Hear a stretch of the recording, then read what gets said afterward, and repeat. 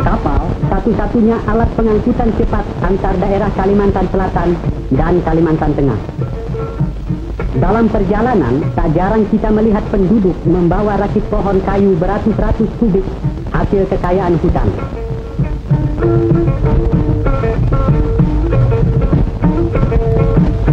Semakin jauh ke pedalaman, tampak pula pasir memutih kuning di pantai sungai, tempat penghuni desa terpencil itu mendulang atau mencari emas.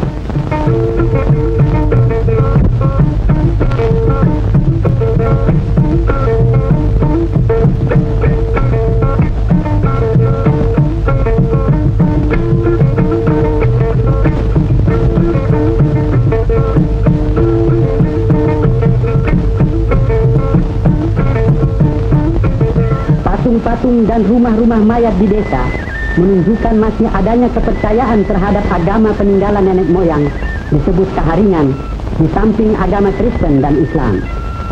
Dikawal anjingnya yang setia, demikianlah keluarga ini selalu dengan rukun dan damainya keluar rumah mencari nafkah sehari-hari.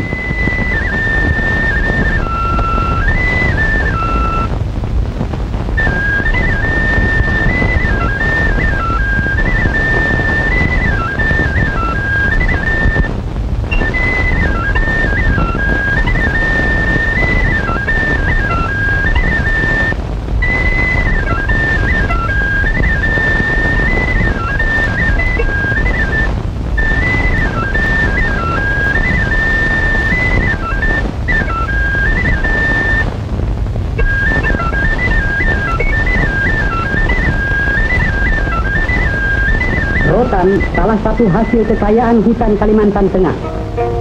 Selain sebagai sumber pencaharian menguntungkan bagi rakyat, juga menjadi bahan ekspor.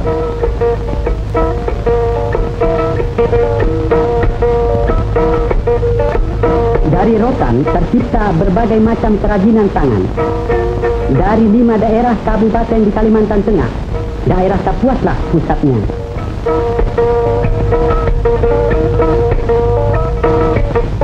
Wanita-wanitanya di sini terkenal pandai menganyam rotan, membuat topi, tas tangan, tempat-tempat rokok, tikar dan lain-lain anyaman halus indah berwarna-warna.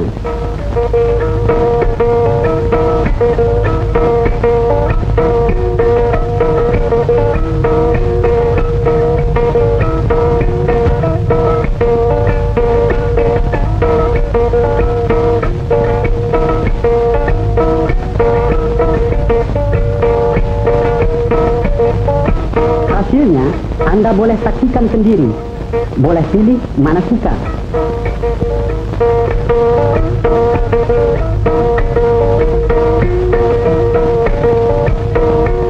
Sekarang kami perkenalkan pula sebuah seni tarinya yang bernama Kenyak.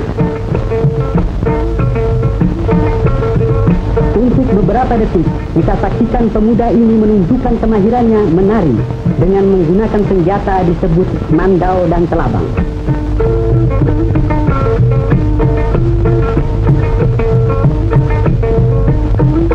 Tari Kenyak menggambarkan keberanian dan kejujuran seorang pahlawan, melambangkan sifat penduduk asli Pulau Kalimantan umumnya, di samping rasa keindahan.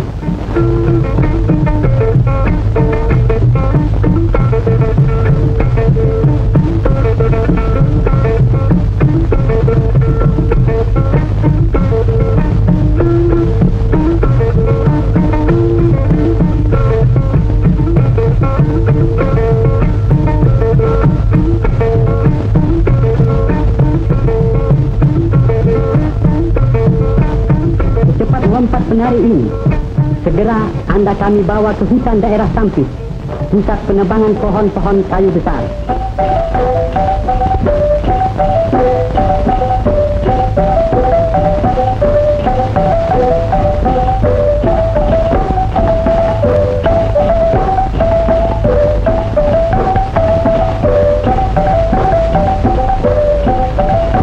Kayu memang menjadi kebanggaan Kalimantan Tengah sebagai hasil hutannya yang terbesar, bahan ekspor, banyak menghasilkan devisa negara.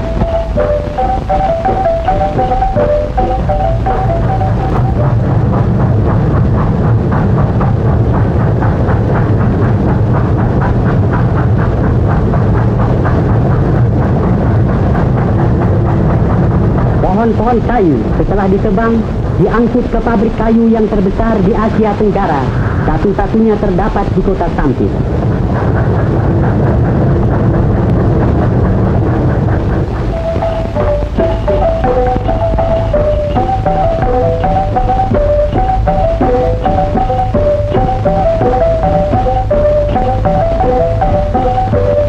Dari kolam perendaman, kayu-kayu itu diseret naik ke dalam pabrik secara mekanis untuk segera masuk ke dalam gigi-gigi mesin gergaji.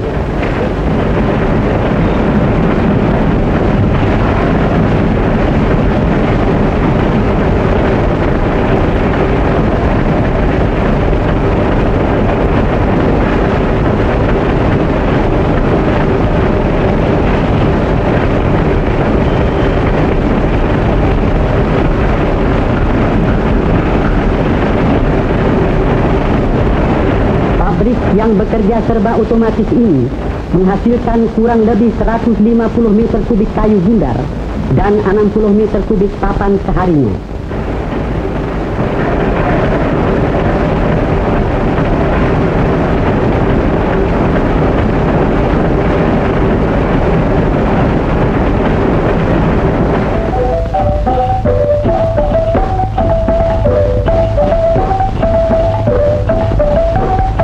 Sesuai dengan rencana Komando Operasi Gerakan Makmur, sejak tahun 1951 sudah dikerjakan dengan aktif pengerukan-pengerukan seperti pada kanal Basarang ini yang akan menghubungkan kota Kuala Kapuas dengan Sampit sepanjang 175 km tanpa melintasi lautan.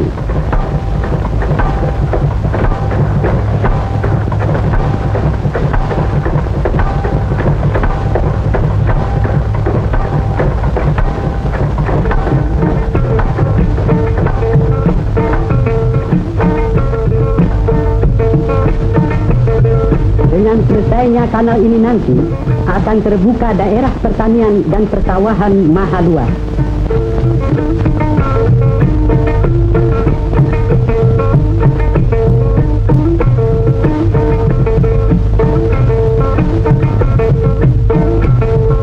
Objek transmigrasi Veteran di Mentaren, Kewedanan Kahayan, menampung transmigran dari Pulau Jawa.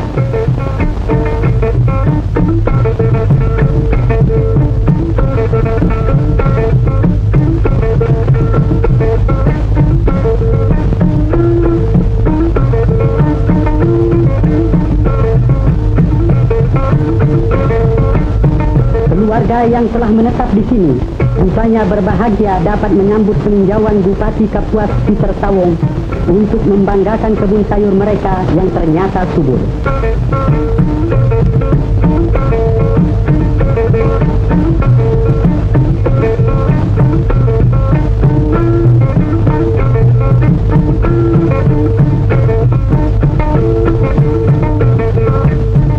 Anak-anak mereka gemuk-gemuk dan sehat. Bukti daerah ini memberi hasil tak mengecewakan.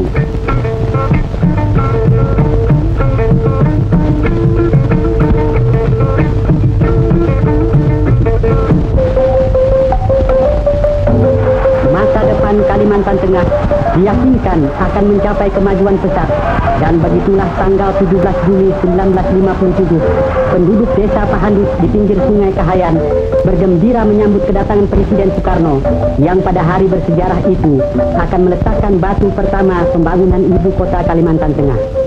Secara adat, Presiden dipersilahkan memotong bamban yang menghalangi pintu gerbang desa Pahandut sebagai restu agar segala cita-cita baik ini tak ada rintangannya.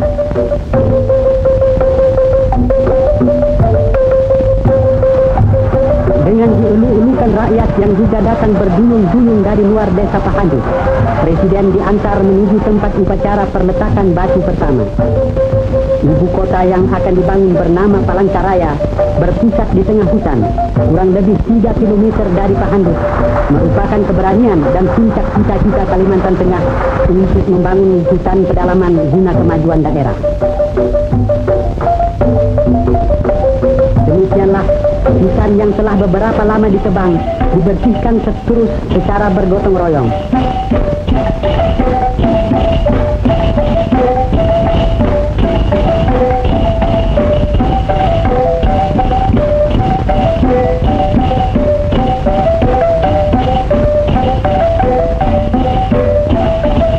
Para pekerja dari staf kantor pekerjaan umum Kota Palangkaraya mulai bergerak merintis hutan, mengatur pembuatan jalan-jalan raya.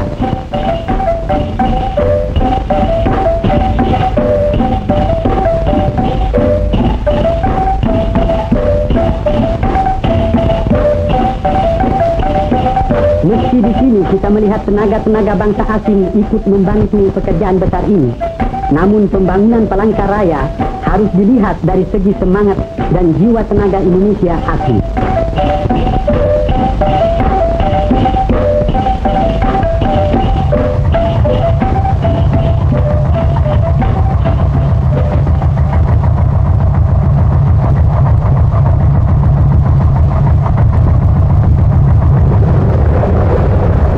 Sebuah lapangan terbang diberi nama Penarong telah dibangun, dan jika sudah sempurnanya, bukan mustahil ia akan menjadi landasan puluhan kapal terbang seperti ini umpamanya.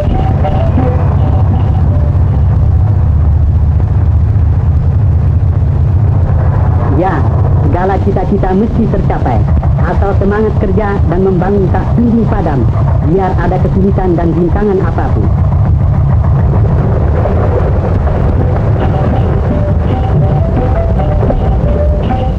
Daerah ibu kota Palangkaraya seluas 400 km persegi dipisahkan dari daerah Kabupaten Kabuak dan dipersiapkan segera menjadi daerah kota peraja.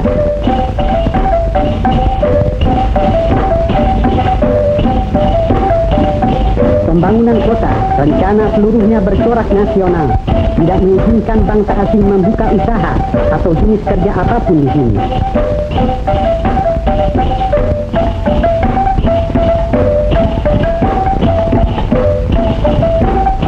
Palangkaraya dipilih pada suatu desa bernama Pahandut, antaranya atas dasar pertimbangan banyak tanah liat hingga mudah membuat bata setempat untuk gedung-gedung, hanya semen didatangkan dari luar.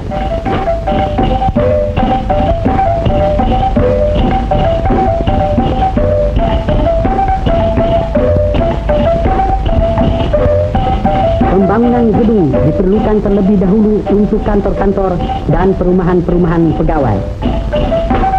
Bagi pelajar SMA, boleh bangga dengan gedungnya yang segera selesai ini. Kini kota Palangkaraya sudah berwujud nyata. Suasana kehidupan sudah berjalan. Pegawai yang hendak bertugas kantor nampak sibuk setiap pagi.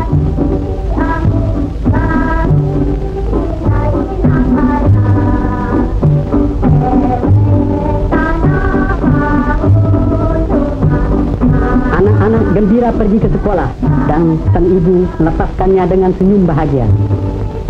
Kendaraan pegawai yang sedang lewat biasanya tak lepas dari serbuan anak-anak yang ingin menumpang.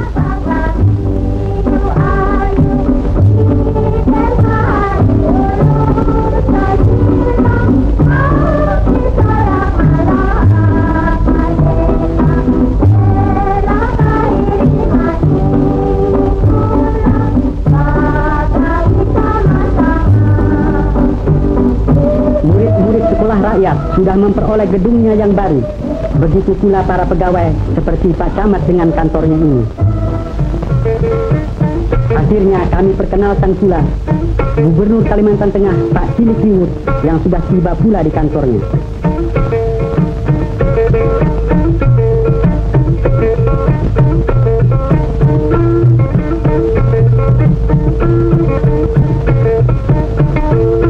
Sebagai pemimpin yang bertanggung jawab atas daerahnya, selalu beliau mengajak anggota staf pemerintahan merundingkan bagaimana sebaik-baiknya menyempurnakan pembangunan kota Palangkaraya.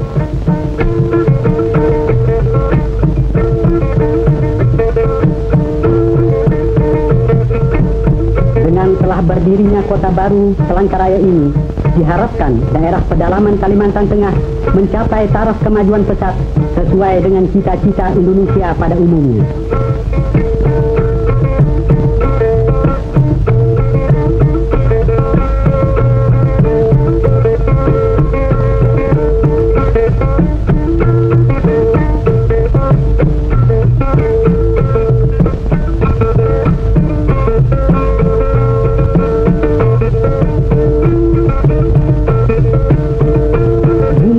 Kalimantan Tengah terus menanti pahlawan-pahlawan pembangunan Indonesia sejati.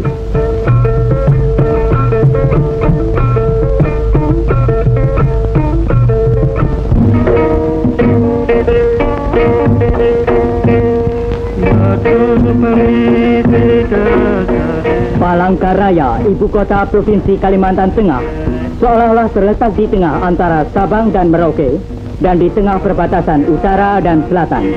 Sungai Barito merupakan urat nadi penghubung lalu lintas. Dengan perahu, saudara dapat mencapai Palangkaraya dari Banjarmasin selama 1 hari 1 malam.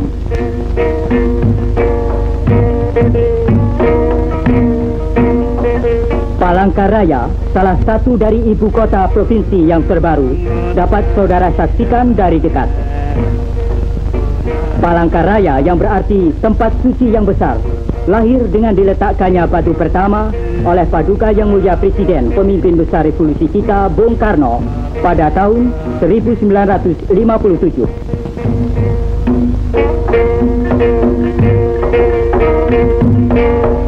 Pada tanggal 14 Maret 1963, setelah berangkat ke Palangkaraya, rombongan Yang Mulia Wakil Menteri Pertama Bidang Khusus Menteri Penerangan, Ketua Indoktrinasi, Dr. Haji Ruslan Abdul Ghani, romput oleh Gubernur Kalimantan Tengah, Hilik Ribut. Anggota rombongan Menteri Penerangan antara lain terdiri dari Ibu Ruslan Abdul Ghani dengan seorang putrinya Retnowati, Ajudan Mayor Anja Rahman, Pembantu Menteri Kepala Urusan Publisitas Deben, Dr. Andes Tresno Suwarno, dan Staf Menteri Urusan Khusus Deben, Dr. Andes Rahmadi.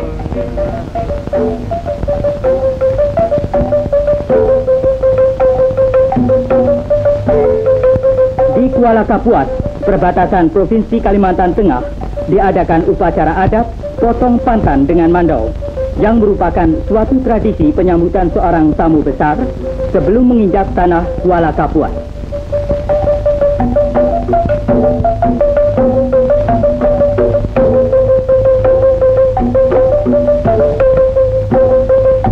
Dalam pidato sambutannya, Wampa Menteri Penerangan menyampaikan salam hangat dari Bung Karno kepada rakyat Kalimantan dan menjelaskan tentang Pancasila negara kita yang membawa rakyat ke arah adil dan makmur. Dari sungai ini dapat kita saksikan penghidupan penduduk Kalimantan Tengah. Kehidupan mereka sehari-hari antara lain berjualan ikan, karet, dan sebagainya.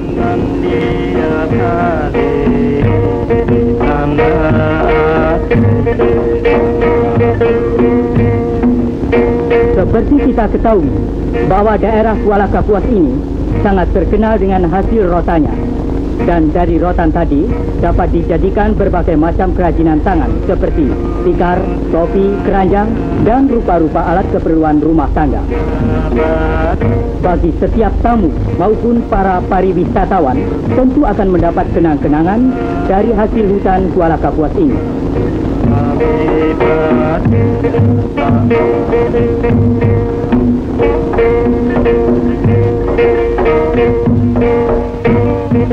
Kini rombongan sampai di Palangkaraya. Sambutan meriah oleh para pembesar dari Catur Tunggal dan segenap lapisan masyarakat setempat, serta masyarakat Uni Soviet yang sedang membuat jalan ke Sampit.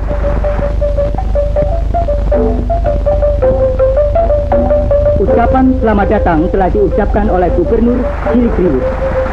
Sesuai dengan upacara adat, Menteri Dr. Haji Ruslan Abdul Ghani memperkenalkan diri dan menyampaikan maksudnya yang baik datang di daerah Kalimantan Tengah ini. Menginjak telur, potong pantan, dan dipupuri adalah suatu kehormatan bagi setiap tamu besar yang datang.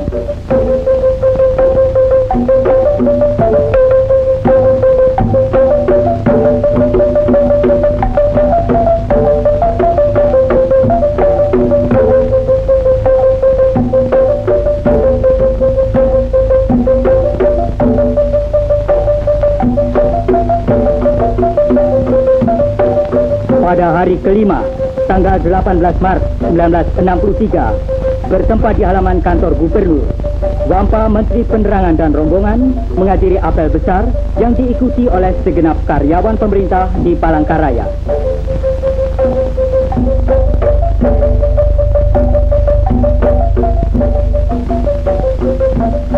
Hadir pula para peserta kursus dan latihan Manipul Istek Alim Ulama ke Kalimantan Tengah.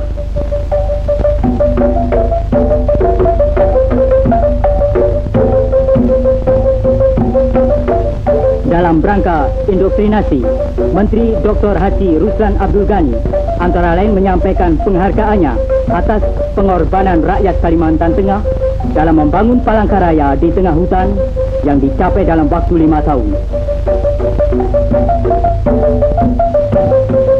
5 tahun yang lampau, di sini merupakan hutan belantara. Kini dapat kita saksikan pasar yang merupakan pusat perdagangan penduduk Palangkaraya.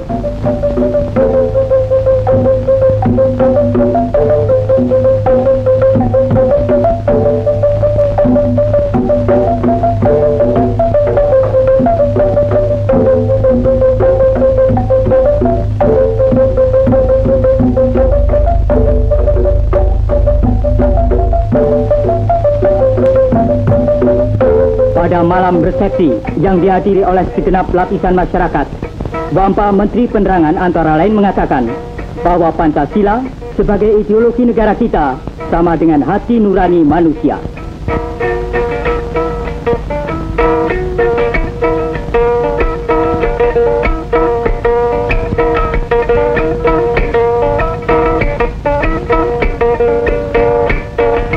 Hidangan yang menarik dalam malam kesenian ini ialah tari perang dari hulu Sungai Barito yang ditarikan oleh pemuda dengan pakaian suku Dayak.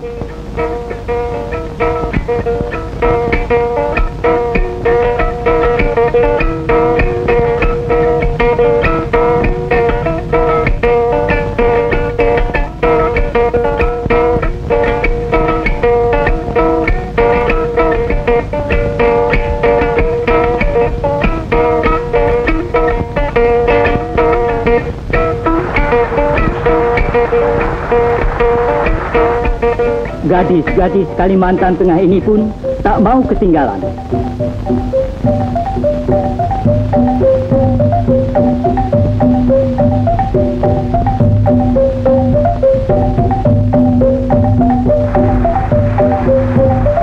Dan akhirnya para tamu bersama-sama menari menasai. Rupanya tidaklah berlebih-lebihan kalau tari ini dapat dijadikan tari pergaulan. Dalam keadaan alam prihatin, di sini perlu ada optimisme dalam perjuangan. Rupanya saat perpisahan ini tak mudah dilupakan dan Kalimantan, walaupun jauh di mata, akan dekat di hati.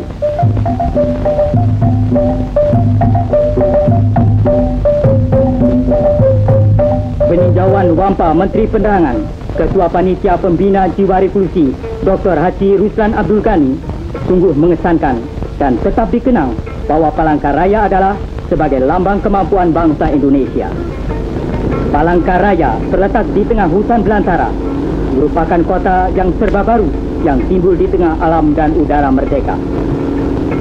Palangkaraya merupakan suatu bukti pula bahwa bangsa Indonesia bukan saja pandai meletakkan batu pertama, tetapi juga pandai meletakkan batu terakhir.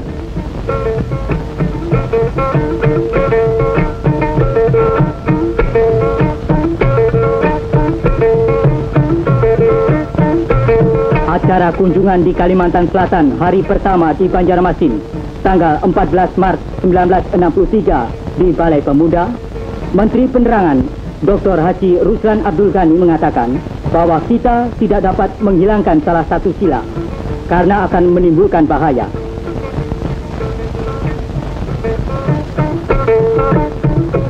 Dan menganjurkan kepada setiap warga negara agar mempelajari Undang-Undang Dasar 45 dan Revolusi Indonesia. Dan hari terakhir kepada para mahasiswa Universitas Lambung Mangkurat, menganjurkan agar para mahasiswa mengamalkan ilmunya. Kesan Menteri Penerangan Dr. Haji Ruslan Abdul Ghani antara lain bahwa Palangkaraya menunggu tangan dan otak bangsa Indonesia untuk membangun lebih lanjut.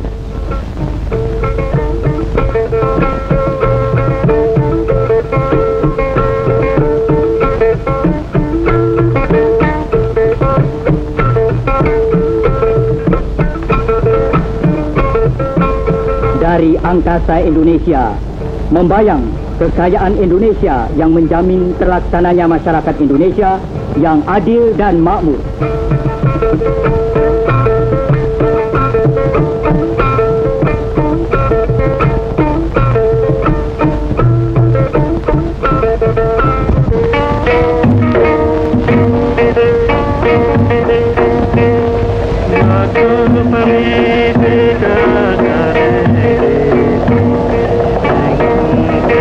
Di tepi Sungai Kahayan yang membelah Pulau Kalimantan ini, tegaklah kota besar Palangkaraya. Seperti kita ketahui bahwa 5 tahun yang lalu masih merupakan hutan belukar yang lebat pekat.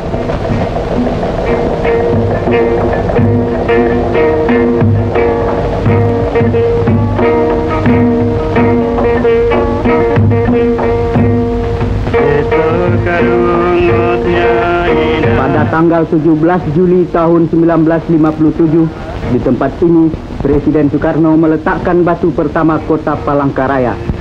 Dengan demikian, mulailah terwujud ide yang dicetuskan oleh Gubernur Cilik Riwut, seorang putra Kalimantan asli, bersama-sama bekas Gubernur Kalimantan Milono, untuk membentuk daerah Swatantra tingkat 1 Kalimantan Tengah.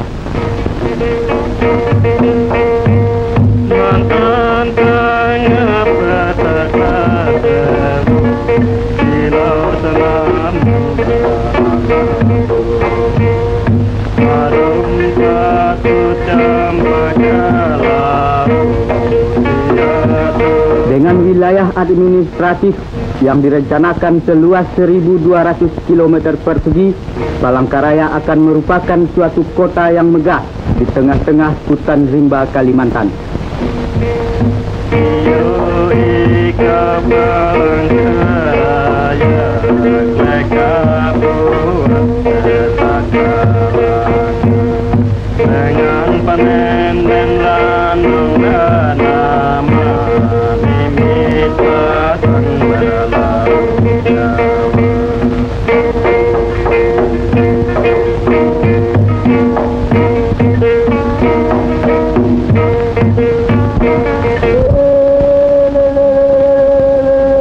Kami ajak saudara mengenali penduduk Kalimantan Tengah dengan upacara keagamaan yang disebut Pesta Tewah, suatu upacara menghantarkan arwah-arwah ke surga loka. Suku bangsa Dayak Ngaju dan setiap penganut agama Kaharingan menjalankan upacara ini yang dilaksanakan secara bertingkat-tingkat.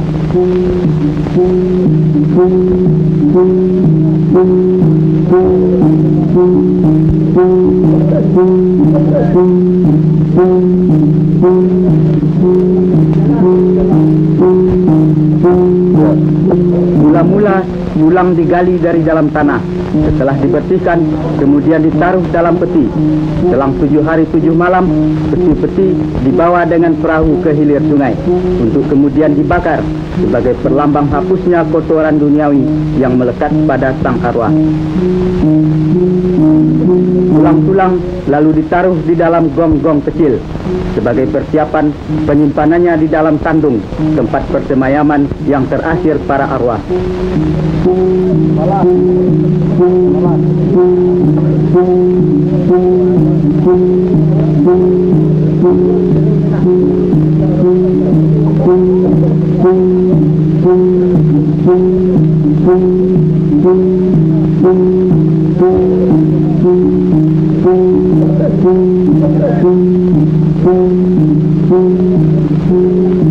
Peristiwa ini diiringi oleh semua anggota Tewah melakukan permainan ini sebagai tanda sukaria dan syukur kepada Tuhan.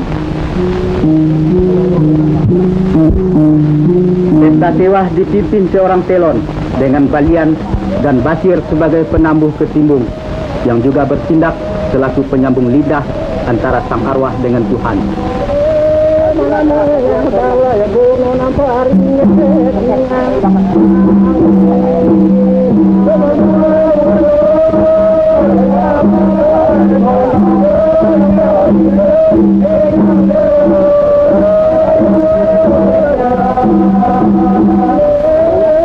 Pintu sandung dibuka dengan upacara yang cukup berkesan.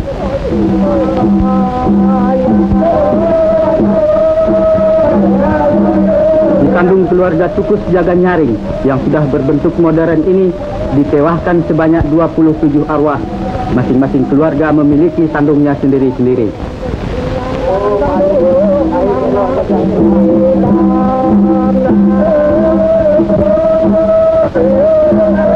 Di kandung keluarga Hantingan yang masih berbentuk asli, berlangsung upacara yang serupa. Tahun ini, Kampung Mentangai menewahkan tidak kurang dari 355 arwah secara gotong royong. Karena biayanya yang begitu besar, pesta tewa hanya dapat dilakukan beberapa tahun sekali.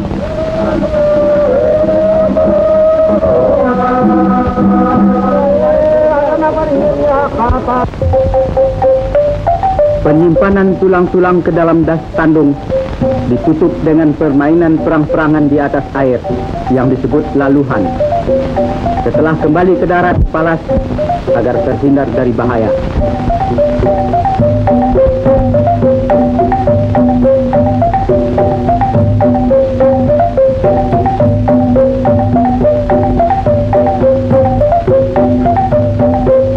Pada hari terakhir dilakukan ngarahang, upacara menghantarkan arwah ke langit yang ketujuh sebagai tingkatan terakhir.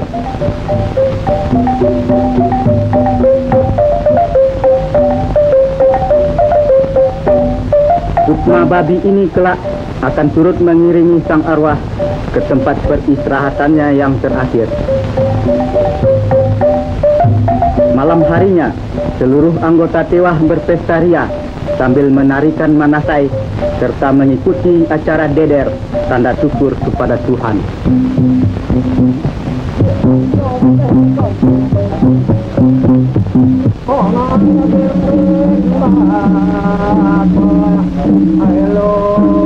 Dan selesailah para penganut agama Kaharingan menunaikan kewajibannya mengagungkan arwah sanak keluarganya.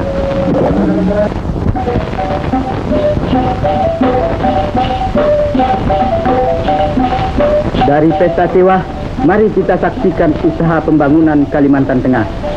Di proyek transmigrasi dan di daerah pengairan Pasang Surut Basarang, suku-suku bangsa Dayak, Jawa, dan Bali bahu-membahu memperbanyak hasil bumi. Bila perekonomian mulai meningkat pesat, perlu adanya bank.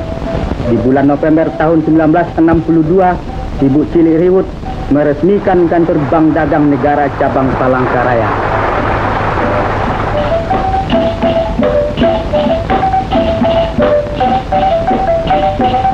Bagi putra-putri Kalimantan Tengah yang haus akan pengetahuan, dalam beberapa tahun saja, perkampungan pelajar Sanaman Mantikai ini telah dilengkapi dengan sekolah dasar, SMP, dan SMA. Para pegawai tidak dilupakan kesejahteraan hidupnya, berupa perumahan sederhana tapi pantas.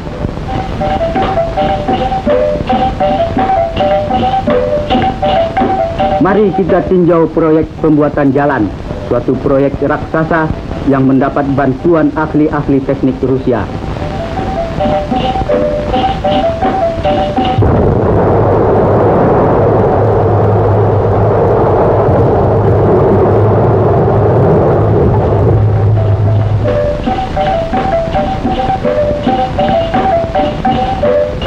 Pecahan batu gunung ini digiling, disaring, digiling kembali menjadi batu koral, kerikil, dan pasir sebagai bahan pondasi jalan.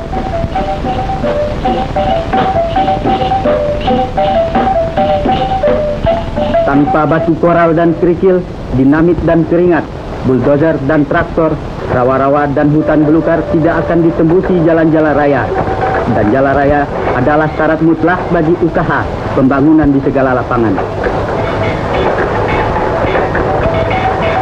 Kini alhamdulillah, jalan raya sepanjang 38 km antara Palangkaraya dan Tengkiling telah selesai. Tapi ini baru permulaan.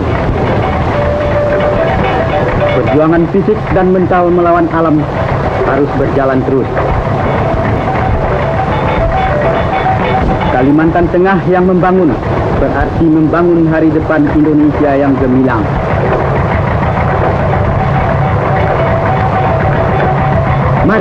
Mari membangun terus.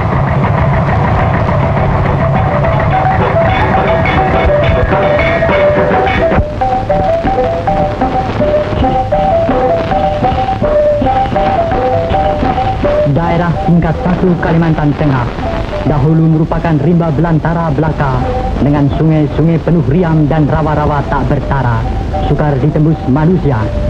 Kini seirama dengan derapnya revolusi, seluruh rakyat Kalimantan Tengah tergugah hatinya dari alam nina bobok penjajahan Belanda, bangkit dan maju untuk melaksanakan pembangunan di segenap lapangan yang terasa membahana di segala penjuru rimba dan desa, serta menggaung di antara lembah-lembah Barito, Kapuas, Kahayan, dan Sampit.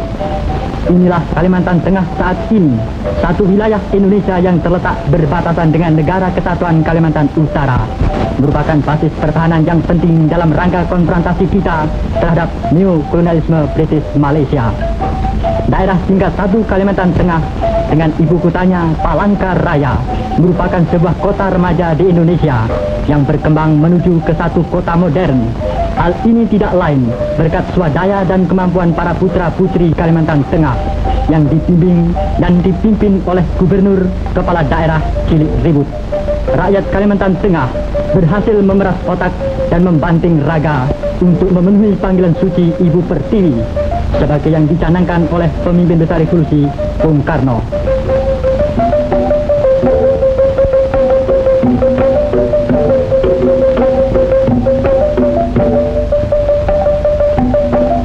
Pendidikan dan pengajaran terhadap anak-anak adalah mutlak dilaksanakan terlebih dahulu, karena dasar pertama untuk melangkah ke pembangunan semesta adalah pembinaan watak dan jiwa terhadap setiap manusia yang masih muda. Membina manusia baru dalam rangka character and nation building menuju masyarakat sosialis dalam satu wadah Negara Kesatuan Republik Indonesia yang berasaskan Pancasila dan berhaluan Manipol Uzbek. Kemajuan pendidikan dan pengajaran di daerah tingkat 1 Kalimantan Tengah amat pesat, seiring pula dengan kemauan yang besar dari anak-anak untuk belajar. Kini terdapat 500 buah sekolah dasar, 50 buah sekolah lanjutan tingkat pertama, dan 10 buah sekolah lanjutan tingkat atas dengan jumlah siswa 75.000 orang. Kecuali itu, Kalimantan Tengah juga telah memiliki sebuah universitas. Kemajuan lain yang telah pula dicapai ialah dengan didirikannya beberapa buah rumah sakit dan rumah sakit pembantu, suatu usaha pemerintah daerah Kalimantan Tengah untuk memberikan perawatan dan pengobatan kepada penduduk dalam memberantas penyakit malaria. Sementara itu, para warga kota Palangkaraya dengan dipimpin sendiri oleh Gubernur Kepala Daerah Cilik Ribut menyambut kedatangan Yang Mulia Menteri Pekerjaan Umum dan Tenaga Mayor Jenderal Suprayogi bersama rombongan dari Jakarta. Kedatangan Menteri Suprayogi ke Palangkaraya ini dalam rangka peninjauannya ke proyek-proyek pembangunan saluran air minum dan jalan raya sepanjang 38 km antara Tengkiling dan Palangkaraya.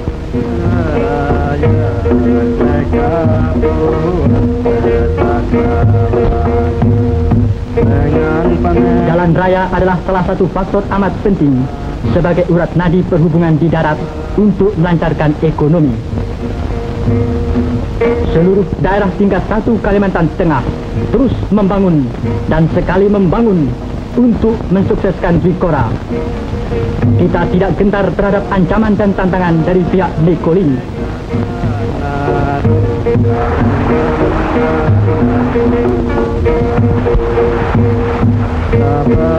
Rakyat daerah perbatasan Kalimantan Tengah siap melaksanakan komando pemimpin besar revolusi.